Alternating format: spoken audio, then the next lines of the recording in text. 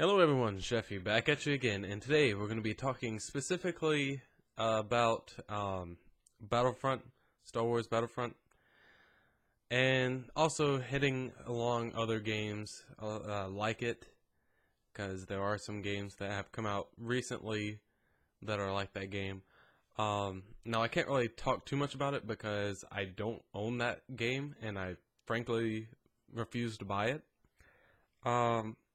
But I am going to talk about it and talk about what's wrong with it and what's wrong with the gaming industry as a whole because of games like this. So, start off, again, I have not played this game and I have not played any of the other ones, but I have been watching the live streams just so I could get in a mindset of this. I've been racking my mind about this video for almost a week now, and I just don't know what to say about it, honestly, and my nose is itching. So, Star Wars Battlefront. Again, I understand that the first games did not have a storyline, but EA had their opportunity to build a wonderful story, which Star Wars needs.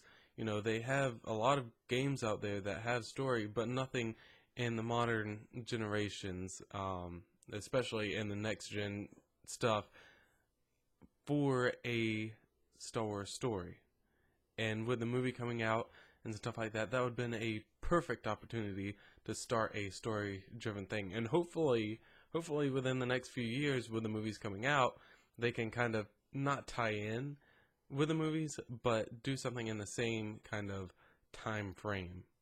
You know what I mean? Not tying in with the same characters in the same story, but maybe you play as a stormtrooper that, your leader just got killed. So it's not a direct tie-in, but it's still there.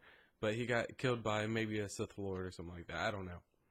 But anyways, again, they had a wonderful opportunity. But this video is mainly going to be about strict multiplayer games. So, where it's nothing but multiplayer games. And I'm not talking about MMOs, because MMOs, you can still play it kind of by yourself and still have fun, but it's meant for playing with other people. What I'm talking about are games like mainly Titanfall and Battlefront. I'm not sure if there's any other ones out there. And whenever I say Battlefront, I mean Star Wars Battlefront. So, in my opinion, games are a lot better whenever they have either strictly storyline or whenever they have both. Like a great storyline mixed with a good multiplayer. Two examples right here. Not the best story on one of them, and the other one I haven't completed all the way, but Fallout 4 just came out and Halo 5 just came out. Awesome storyline, single player game, awesome, single player / co-op game with multiplayer. Again, I know Halo 5 is not the best example, but I'm strictly talking about next gen here, because obviously we're not going to go back to the 360 and stuff like that and talk about stuff like that. So, yes, there are a lot of people out there that think that, you don't need to have a storyline, or, storyline's not that important. But we have to kind of understand that all games were single-player games, or couch co-op. That's what it started off as. Multiplayer was brought in as a side thing. That was like, once you beat the game, you can have fun with your friends. It's like French fries to a hamburger. Realistically, it shouldn't be by itself. That's like just ordering a thing of fries, which, I would do, but still, that's just a metaphor. In my opinion, this Battlefront game, is worthless. I know it does have a slight single-player thing. I mean, I haven't seen anybody really play it, but I know it does have the game mode for that. But what I mean is the actual storyline. This franchise, this Star Wars game, if they would have had a awesome storyline to it, would have been the next Halo, would have been the next Mass Effect. It had the potential. It has the graphics. It has, you know, the music directors. It has all that good stuff. It has all the ambiance of Star Wars, apparently. I mean, that's what everybody's saying. But it's missing the most key ingredient to Star Wars, which is a story. That's what Star Wars is all about. Story, the depth of the universe. You know, and once you strip that out of a Star Wars game or anything related to Star Wars, then it's just Call of Duty. Which I know they have a storyline even. I don't know what the newest ones are, but whenever I played Black Ops 1, I liked the story. And then I played the multiplayer. But, you know, it's just another Call of Duty or another Titanfall where it didn't have a storyline. All it was multiplayer, and, you know, multiplayer only takes you so far. Multiplayer only takes you so far. It only puts so many hours before people are bored and they want the next game. And that's what they're wanting to do. This game has got EA'd so bad. It just got by EA so bad where they just want money. That's all they want. Seriously. That's why they can come out with, you know, sports games all year. I mean, every year. That's why they can come out with, they're going to be coming out with new Star Wars games every year. But the difference between this and a sports game, I've never played any of the modern day sports games, but the difference between this and a sports game is the season pass. The season pass, man. That is crazy to me. People are paying the equivalent of a, you know, probably about a month-old game at GameStop. $50 some odd for a season pass for new maps. Just, and maybe different gameplay mechanics, but still it's the same thing. It's a multiplayer, you're going in there, you're shooting people. I mean, this would be totally different if it was like Halo getting a season pass and it gives you a whole, you know, slew of gameplay stuff. Kind of like how they did with the, what was it, the seasons on Halo 4. You know, and they didn't charge you for that. That was in the game. Yeah, you had to wait for it, but this is maps.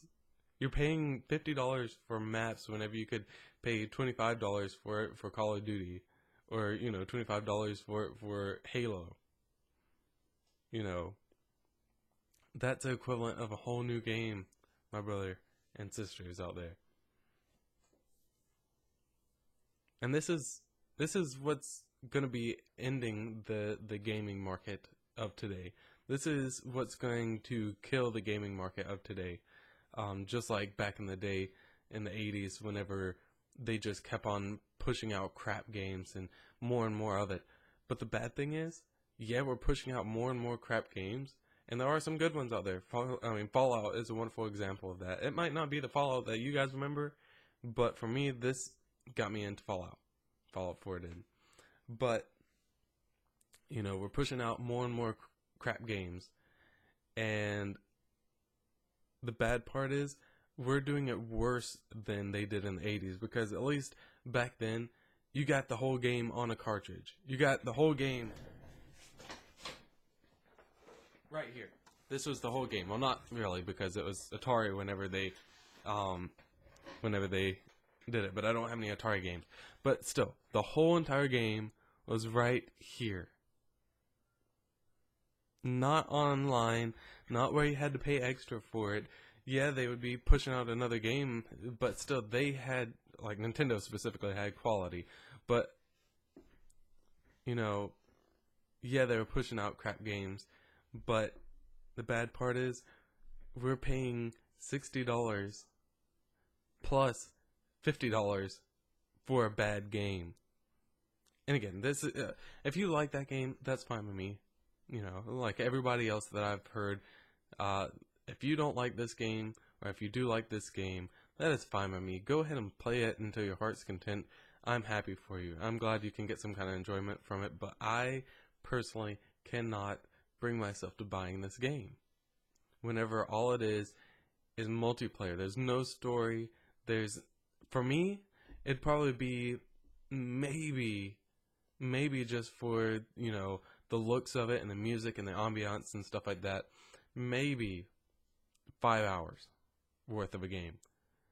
So if I did it by $10 an hour, I'd be losing $10 with this game. If I got the season pass, I'd be losing $60 from Star Wars Battlefront. Now, if there was a storyline, there's a guaranteed 8 hours right there that I'm going to play of it, plus the 5 hours of the multiplayer. For me personally, and there's other people that play storylines over and over and over again, and there's people that play freaking multiplayer all day, every day. So that's guaranteed like 30, 40 hours and hours and hours on end worth of gameplay. Listen to me. This is the first Fallout game that I have ever got sucked into, and I've already put almost 30 hours into it and barely have scratched the surface of it. I mean, that is $60 well into a game for me. Star Wars, not really. Star Wars, that could have been, like everybody is saying, that could have been an awesome $30 game. Plus, you sell me a storyline to it for another $30. I would have probably bought both of them just so I could have both of them. Come on, EA, get your crap together. You could have made an awesome game. You bought a IP so big, a story so massive, and you made a game that everybody's been waiting for years, apparently. Again, I've never played the other Battlefronts, but people have been waiting years for this game. And pretty much you sold them on nostalgia. That's not right. I just went and bought, I put it away. I've just went and bought the newest Pokemon game, strictly for nostalgia. But I know Nintendo, even though it might be the same thing over and over again, at least I know Nintendo is going to make a good story. And at least I know Nintendo is going to have good quality game. And I know at least Nintendo is going to have, fun. I'm going to have fun with that game. I'm not going to be frustrated getting killed every 2 seconds by a random person that's been playing the game all day. It's the kind of bullcrap that kills me. But anyways, getting back to why this kind of stuff is gonna crash the market. The same reason why this game is gonna crash the market too. So first, we're paying $60 for a game, right? Which, if it's a game like Fallout, if it's a game like Halo 5 where it has an awesome story, well, this Halo doesn't really have an awesome story. Hopefully the next one does, but if it's like Halo 1 where it has an awesome story that just completely envelops me into the world or in the universe, then that is $60 well spent, and I will give that to anybody that can do that to me or for me. But if it's a crap game, or if it's a good quality game and it's not free to play and they start putting microtransactions in there, there's a problem. Okay, I would rather, and I don't mean this as in I would rather get rep packs like they do in here by earning them.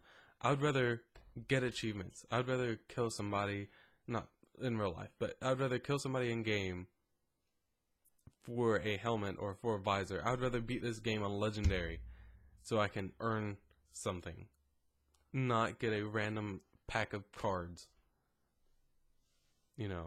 That's the bullcrap to me. That was one thing that I used to love about Halo, was you can get all the skulls and you might get an achievement. You can get all the skulls and you might get a helmet. On Halo 4, if you beat it on Legendary, you get the orange visor. Now I have to chance it. Maybe I might get the orange visor. I don't know if they do give it away or not, but I might get the orange visor. I don't know. I might get awesome, armor. But in Halo 3, I was guaranteed awesome armor if I could earn it.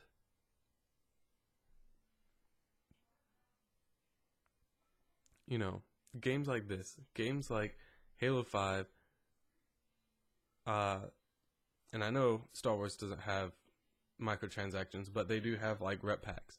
I think I'm almost positive they do, which is crap because it just goes to show if you have enough money in your pocket, you can get whatever you want.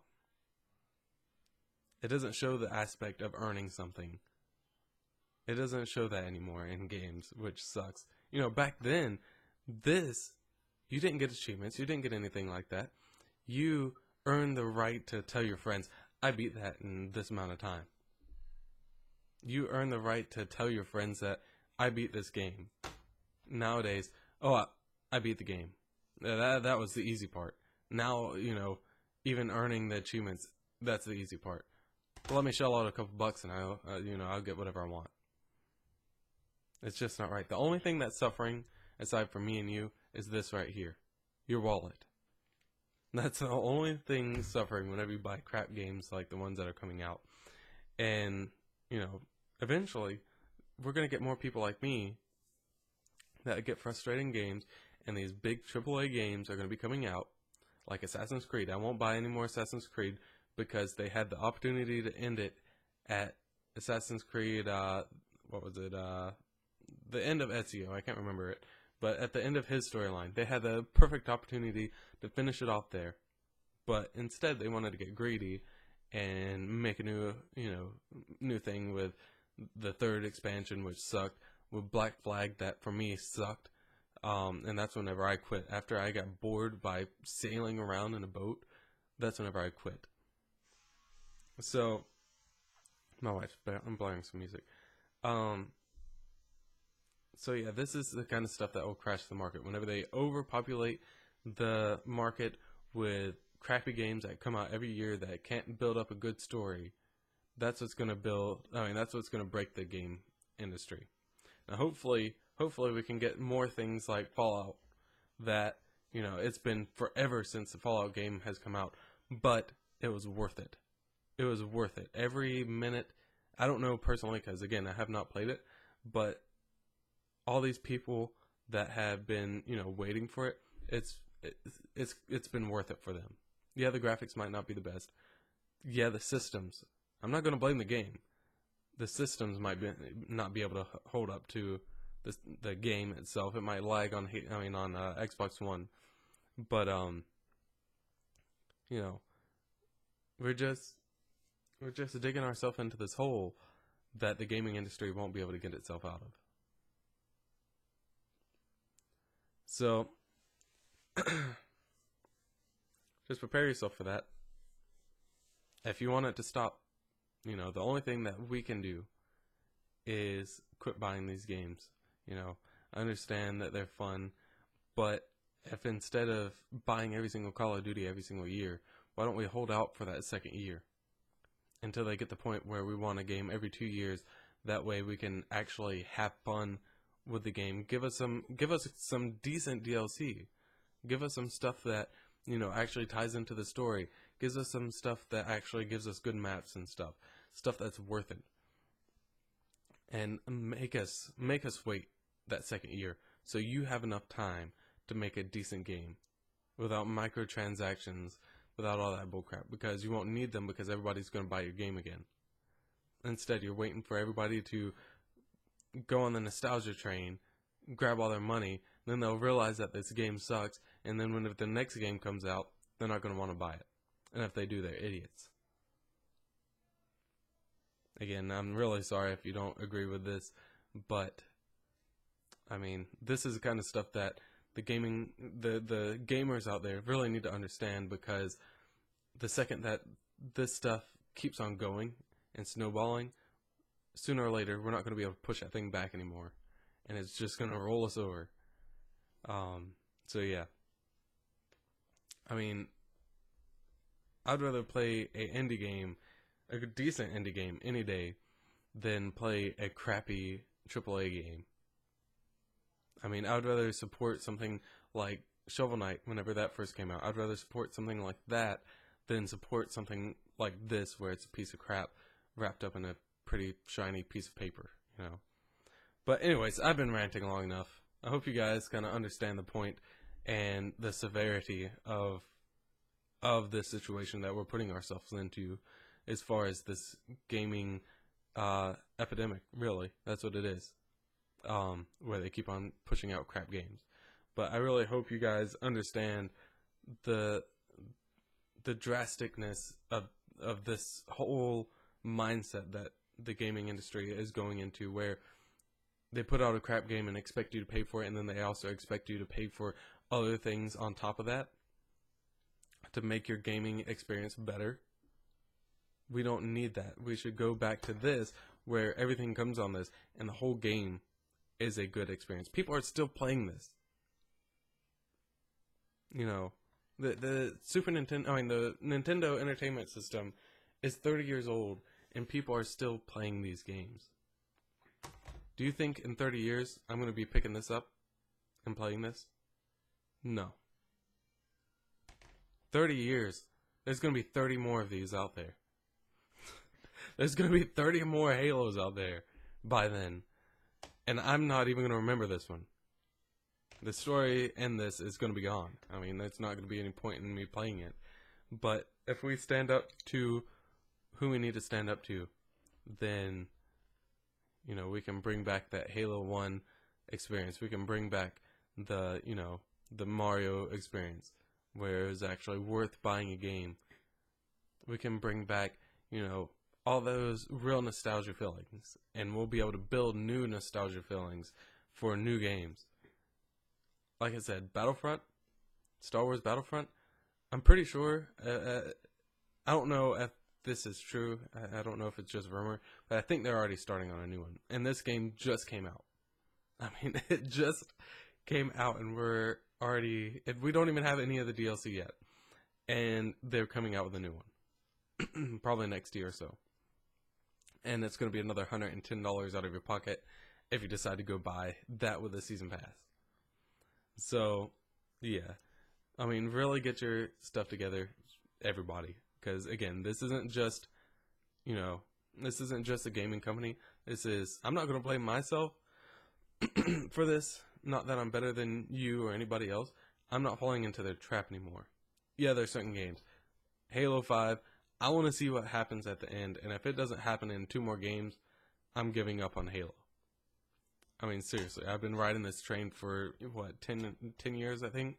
And if they don't come out with the end of this series in another couple of years, I'm going to realize finally that it's just a money cow.